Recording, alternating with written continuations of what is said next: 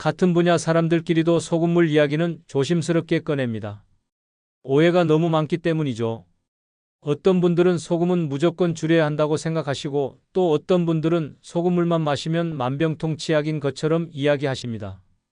하지만 제가 30년 동안 노화와 전해질 균형을 연구하면서 알게 된 진실은 그 중간 어딘가에 있었습니다.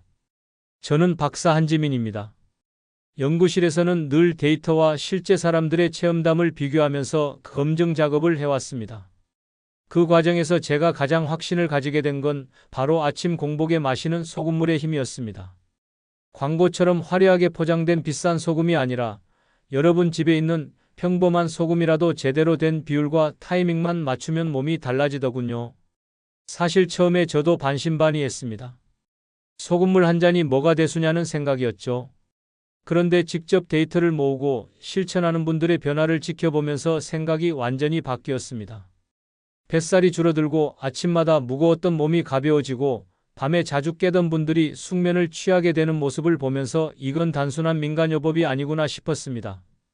물론 모든 사람에게 똑같이 효과가 나타나는 건 아닙니다. 하지만 올바른 방법으로 꾸준히 실천한 분들 중 상당수가 변화를 경험했다는 건 부정할 수 없는 사실이었습니다. 오늘은 제가 현장에서 직접 본 변화들을 연구 결과와 함께 가장 솔직하게 말씀드리려 합니다. 과장도 축소도 없이 있는 그대로 전달하겠습니다. 혹시 소금물에 대해 궁금하셨던 점이나 더 알고 싶은 내용이 있으시면 댓글로 꼭 남겨주세요. 제가 기억하는 한 분은 68세 박영숙 님이었습니다. 처음 만났을 때 그분은 늘 아침마다 몸이 무겁고 집안일을 조금만 해도 숨이 차다고 하셨습니다. 뱃살은 줄지 않고 물을 아무리 마셔도 갈증이 가시지 않아서 본인이 게으른 건 아닐까 자책도 많이 하셨죠. 식사량도 줄이고 나름대로 노력은 하셨는데 몸은 점점 더 무거워지기만 했다고 합니다. 저는 그분께 여러 가지를 여쭤보다가 아침 습관을 바꿔보시라고 권해드렸습니다. 그게 뭐냐면 아침에 일어나자마자 미지근한 물 한 잔에 소금을 아주 조금만 넣어서 천천히 마시는 겁니다. 정말 간단하죠. 박영숙 님도 처음에는 반신반의하셨습니다. 소금물이 뭐가 대수냐고요? 그런데 막상 시작하고 나서 일주일쯤 지나니까 조금씩 달라지기 시작했습니다. 아침에 일어나면 얼굴이 덜 붓고 허리띠가 조금씩 헐렁해지더래요. 그리고 무엇보다 아침마다 힘겹게 시작하던 하루가 한결 가벼워졌다고 하셨습니다. 집안일을 해도 전처럼 숨이 차지 않고 오후까지 힘이 남아있는 게 느껴진다고요. 이런 변화가 단순히 우연일까요? 아닙니다. 여러분의 작은 습관 하나만 바꿔도 이렇게 달라질 수 있습니다. 그래서 오늘 이 이야기를 끝까지 들으셔야 합니다. 여러분의 건강관리 방식을 완전히 바꿀 수 있는 중요한 지혜를 전해드릴 테니까요. 이 영상을 끝까지 보시면 왜 지금 당장 여러분의 아침 습관을 바꿔야 하는지 분명하게 깨닫게 되실 겁니다. 혹시 아직 구독과 좋아요를 누르지 않으셨다면 지금 바로 눌러주세요. 이 채널은 여러분의 건강한 노년을 진심으로 응원합니다. 끝까지 보시지 않으면 가장 중요한 실천법을 놓치게 됩니다. 마지막에 나올 단 하나의 습관이 모든 것을 바꿀 수 있으니까요. 이런 중요한 정보를 더 많은 분들이 알 수 있도록 구독과 좋아요로 응원해 주시면 정말 감사하겠습니다. 박영숙 님처럼 여러분도 작은 습관 하나만 바꿔도 충분히 변화를 경험할 수 있습니다. 그래서 이제는 우리 일상에서 소금물과 직접 연결되는 변화들을 하나씩 자세히 짚어보겠습니다.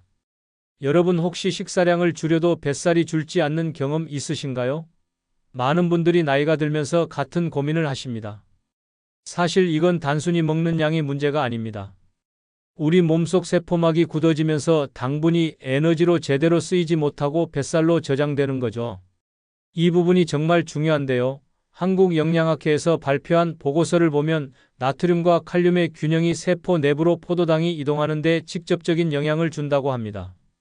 쉽게 말하면 세포문이 열려야 당분이 들어가서 에너지로 쓰이는데 그 문을 여는 열쇠가 바로 적절한 전해질 균형이라는 겁니다. 제가 만난 분 중에 66세 김정수님이라는 분이 계셨습니다. 그분도 식사량을 줄이고 운동도 하셨는데 뱃살은 그대로더래요. 그런데 아침 공복에 미지근한 물 200ml에 소금을 정말 조금만 한 꼬집 정도 넣어서 천천히 마시는 습관을 들이셨습니다. 그랬더니 2주 만에 허리둘레가 눈에 띄게 줄어들었다고 하셨어요. 본인도 신기하셨죠? 이렇게 해보시면 도움이 됩니다. 아침에 일어나자마자 밥 먹기 전에 마시는 게 핵심입니다. 다만 처음 시작하실 때는 몸이 적응할 시간이 필요하니까 첫 주는 소금 양을 절반으로 줄여서 시작하시는 게 안전합니다. 그 다음으로 말씀드릴 건 혈당 문제입니다. 요즘 밤에 자주 깨서 물을 찾으시는 분들 계신가요? 이것도 사실 혈당과 관련이 깊습니다. 혈액 속에 당분이 많은데 그게 세포 안으로 들어가지 못하면 혈당이 계속 높은 상태로 유지되거든요. 그러면 몸이 계속 갈증을 느끼고 화장실도 자주 가게 됩니다. 일본 노화 연구소에서 흥미로운 연구 결과를 발표했는데요. 전해질 균형이 인슐린 민감도를 높여준다는 내용이었습니다. 인슐린은 당분을 세포 안으로 넣어주는 호르몬인데 이게 제대로 작동하려면 세포막 상태가 좋아야 하고 그러려면 적절한 미네랄 균형이 필요하다는 거죠. 72세 이명희님은 새벽마다 두세 번씩 화장실을 가느라 제대로 주무시질 못했대요. 그분도 아침 소금물 습관을 들이고 나서 한 달쯤 지나니까 그 증상이 많이 줄었다고 하셨습니다. 밤에 한 번 정도만 깨고 아침에 일어났을 때 개운한 느낌이 든다고요. 이렇게 실천하실 때 한 가지 주의할 점이 있습니다. 소금물을 마신 뒤 최소 20분 정도는 아무것도 드시지 않는 게 좋습니다. 그래야 흡수가 제대로 되거든요. 특히 당뇨약을 복용하시는 분들은 약 먹는 시간과 30분 정도 간격을 두시는 게 안전합니다. 세 번째로 말씀드릴 건 붓기 문제입니다. 아침마다 얼굴이 퉁퉁 붓는 분들 계시죠? 신발이 안 들어갈 정도로 발이 붓는 분들도 계시고요. 이것도 단순히 물을 많이 마셔서가 아닙니다. 세포가 단단해지면 물이 세포 안으로 들어가지 못하고 밖에만 고이게 됩니다. 그게 붓기로 나타나는 거예요. 서울대 노화연구팀에서 발표한 논문을 보면 나트륨이 세포 내외의 압력 균형을 맞추는 데 중요한 역할을 한다고 합니다. 적절한 양의 나트륨이 있어야 세포막을 통한 물의 이동이 정상적으로 일어난다는 거죠. 60세 최선희님은 발등 부종 때문에 평소 신던 신발을 못 신을 정도였다고 합니다. 그런데 매일 아침 같은 시간에 규칙적으로 소금물을 마시는 습관을 들이면서 서서히 개선되기 시작했어요. 한 달쯤 지나니까 신발도 편하게 신을 수 있게 됐고 저녁 때 다리가 무거운 느낌도 많이 줄었다고 하셨습니다. 이렇게 규칙적으로 섭취하는 게 정말 중요합니다. 매일 같은 시간에 마시면 몸이 리듬을 기억하게 되거든요. 여기서 주의하실 점은 신장 기능이 약한 분들은 반드시 전문가와 상담하신 후에 시작하셔야 한다는 겁니다. 신장이 약하면 나트륨 배출이 잘 안 될 수 있으니까요. 네 번째는 만성 염증 문제입니다. 사소한 상처가 잘 낫지 않거나 감기에 자주 걸리시는 분들 계신가요? 이것도 세포 건강과 관련이 있습니다. 세포 안에 노폐물이 쌓이고 제대로 배출되지 않으면 우리 몸은 계속 염증 반응을 일으킵니다. 미국 미네랄 연구소에서 발표한 보고서를 보면 아연이나 마그네슘 같은 미네랄이 면역 세포의 기능을 강화하는 데 도움을 준다고 합니다. 천일염 같은 자연 소금에는 이런 미네랄이 조금씩 포함되어 있거든요. 74세 정혜수님은 1년 내내 감기와 콧물에 시달리셨대요. 병원에 가도 약을 먹어도 금방 또 걸리고 회복도 느린 게 늘 고민이셨죠. 그런데 소금물 습관을 들이고 나서 조금씩 달라지기 시작했습니다. 감기 걸리는 횟수도 줄고 걸려도 회복이 훨씬 빨라졌다고 하셨어요. 이렇게 하실 때 가벼운 걷기를 병행하시면 효과가 더 좋습니다. 걷기는 혈액순환을 도와주니까 세포까지 영양분이 더 잘 전달되거든요. 다만 발열이 있거나 급성 염증이 있을 때는 소금물보다 먼저 별도의 관리가 필요합니다. 그럴 땐 무리하지 마시고 전문가의 도움을 받으세요. 다섯 번째로 말씀드릴 건 변비 문제입니다. 혹시 3일 이상 화장실 가기 힘드셨던 적 있으신가요? 나이가 들면 장 운동이 약해지고 수분 흡수력도 떨어져서 변이 딱딱해지기 쉽습니다. 대한소화기학회 보고서를 보면 나트륨 이온이 장의 연동 운동을 촉진한다고 합니다. 소금물이 장까지 내려가면서 장벽을 자극하고 그게 자연스러운 장 운동으로 이어지는 거죠. 74세 김순자님은 20년 동안 변비 때문에 고생하셨대요. 약도 많이 드셔보고 여러 방법을 시도했지만 근본적인 해결은 안 됐다고 합니다. 그런데 아침 소금물을 천천히 입안에서 돌리듯이 마시는 습관을 들이면서 조금씩 나아지기 시작했어요. 한 달쯤 지나니까 자연스럽게 화장실을 갈 수 있게 됐고 배도 훨씬 편해졌다고 하셨습니다. 이렇게 천천히 마시는 게 포인트입니다. 급하게 들이키면 위에 부담이 되거든요. 그리고 처음 3일 정도는 소변 보는 횟수가 늘어날 수 있습니다. 몸이 적응하는 과정이니까 너무 놀라지 마세요. 이렇게 5가지 변화를 말씀드렸는데요. 이제 어떤 소금을 선택하고 어떻게 꾸준히 유지해야 하는지 더 자세히 정리해 드리겠습니다. 첫 번째로 말씀드릴 건 소금 선택입니다. 집에 있는 소금이면 뭐든 괜찮을까요? 사실 정제염보다는 미네랄이 남아있는 천일염이나 죽염, 핑크솔트 같은 게 더 좋습니다. 정제염은 순수하게 나트륨만 남아있는 경우가 많거든요. 하지만 천일염이나 자연소금에는 칼륨, 마그네슘, 칼슘 같은 미네랄이 조금씩 포함되어 있어서 우리 몸에 더 유익합니다. 여기서 주의할 점이 하나 있습니다. 맛소금은 피하셔야 합니다. 맛소금에는 화학 조미료가 들어있는 경우가 많아서 공복에 마시기엔 부담이 될 수 있어요. 그렇다고 해서 비싼 소금을 꼭 사야 하는 건 아닙니다. 집에 있는 평범한 천일염으로도 충분히 시작할 수 있습니다. 제가 만난 분들 중에도 마트에서 파는 일반 천일염으로 시작해서 좋은 결과를 경험한 분들이 많으세요. 중요한 건 소금의 브랜드가 아니라 꾸준함과 올바른 방법입니다. 여러분 댁에서는 어떤 소금을 쓰고 계신가요? 한번 확인해 보시고 만약 정제염만 있다면 천일염을 하나 장만해 보시는 것도 좋겠습니다. 두 번째로 중요한 건 농도입니다. 많은 분들이 짜게 마시면 더 효과가 있을 거라고 생각하시는데 그게 아닙니다. 오히려 너무 짜면 위에 부담이 되고 혈압에도 좋지 않아요. 우리 몸의 체액과 가까운 농도가 가장 안전하고 효과적입니다. 그게 대략 어느 정도냐면 물 1컵, 그러니까 종이컵 기준으로 한 잔의 소금을 정말 조금만 한 꼬집 정도 넣는 겁니다. 손가락 3개로 살짝 짚는 정도예요. 여기서 주의하실 점은 마셨을 때 짜게 느껴지면 이미 과한 양이라는 겁니다.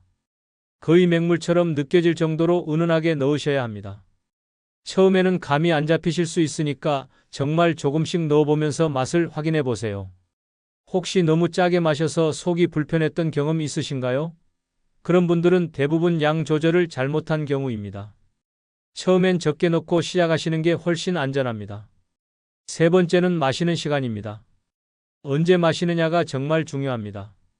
아침 공복일 때 흡수가 가장 빠르고 효과적이거든요. 위장이 비어 있을 때 소금물이 들어가면 바로 소장으로 내려가서 흡수됩니다. 그런데 식후에 마시면 음식물과 섞여서 흡수도 늦어지고 효과도 줄어듭니다. 오히려 소화에 부담만 될 수 있어요. 그래서 꼭 아침에 일어나자마자 아무것도 먹기 전에 마시셔야 합니다. 어떻게 마시는 게 좋으냐면 일어나서 세수하고 화장실 다녀온 다음 바로 준비해서 천천히 30초 정도 시간을 들여서 마시는 겁니다. 급하게 들이키지 마시고요. 입안에서 한번 돌리듯이 음미하면서 삼키세요. 그게 위장에도 부담이 덜하고 흡수도 더 잘 됩니다. 혹시 아침에 물 먼저 마시는 습관이 있으신 분들은 그냥 그 물에 소금만 조금 넣으시면 됩니다. 새로운 습관을 만드는 것보다 기존 습관에 덧붙이는 게 훨씬 쉬우니까요. 네 번째는 꾸준함입니다. 솔직히 말씀드리면 하루 이틀 마신다고 바로 효과가 나타나지는 않습니다. 우리 몸이 변하려면 시간이 필요하거든요. 최소한 3개월은 지속해야 뚜렷한 변화를 느낄 수 있습니다. 처음 일주일 정도는 몸이 적응하는 시기고 한 달쯤 되면 조금씩 달라지는 게 느껴지기 시작합니다. 그리고 3개월 정도 되면 확실히 달라진 걸 체감하실 수 있어요. 여기서 주의하실 점은 하루 이틀 마셔보고 효과를 단정 짓지 말라는 겁니다. 많은 분들이 2, 3일 해보고 안 되네 하고 포기하시는데 그건 너무 아깝습니다. 작은 습관이지만 꾸준히 하면 분명히 결과가 나타납니다. 이렇게 실천하시려면 알람을 맞춰두시는 게 좋습니다. 아침 6시든 7시든 본인이 일어나는 시간에 알람을 하나 더 추가해서 소금물 마시기라고 적어두세요. 그러면 깜빡 잊어버리는 일이 줄어듭니다. 혹시 작은 습관을 오래 지켜본 경험 있으신가요? 그 경험을 생각하시면서 이번에도 도전해 보시면 좋겠습니다. 5번째는 안전관리입니다. 아무리 좋은 습관이라도 모든 사람에게 맞는 건 아닙니다. 특히 신장에 문제가 있거나 심장질환이 있으신 분들, 혈압약이나 이뇨제를 드시는 분들은 반드시 전문가와 상담하신 후에 시작하셔야 합니다. 신장이 약하면 나트륨 배출이 제대로 안 되니까 몸에 쌓일 수 있거든요. 심장이 약한 분들도 갑자기 전해질 균형이 바뀌면 부담이 될 수 있고요. 그리고 시작하신 후에도 몸의 신호를 잘 관찰하셔야 합니다. 만약 어지럽거나 가슴이 두근거리거나 몸이 이상하게 느껴지면 즉시 중단하시고 전문가와 상담하세요.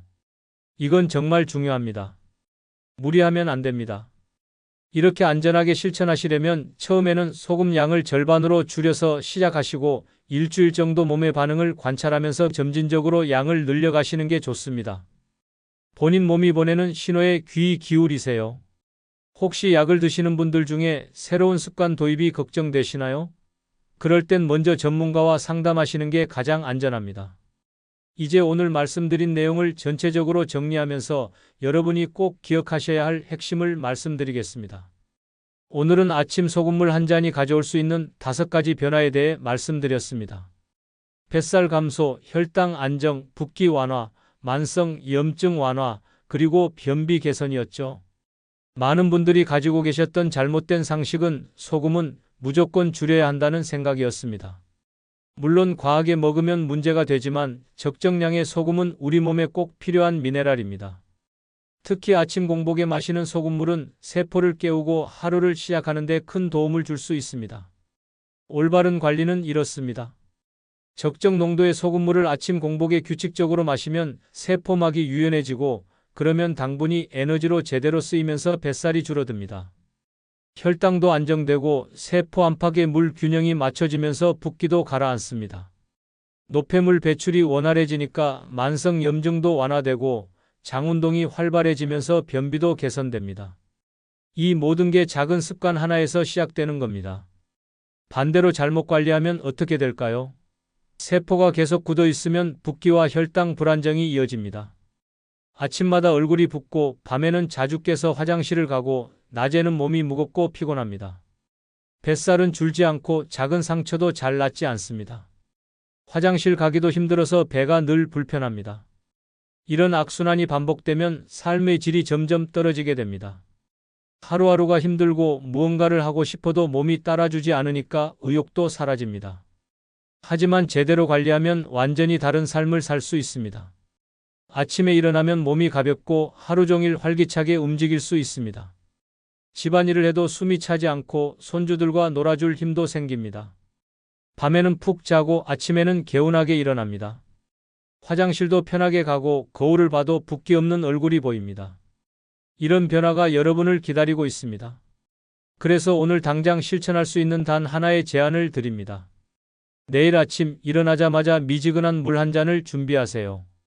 거기에 소금을 정말 조금만, 맛이 거의 느껴지지 않을 정도로만 넣으세요. 그리고 천천히 30초 정도 시간을 들여서 마시세요. 급하게 들이키지 마시고요. 이렇게 딱 하루만 해보세요. 그리고 내일 또 해보세요. 일주일만 해보세요. 그러면 조금씩 몸이 달라지는 걸 느끼실 겁니다. 다만 꼭 기억하셔야 할 게 있습니다. 몸이 보내는 신호를 잘 확인하면서 안전하게 이어가셔야 한다는 점입니다.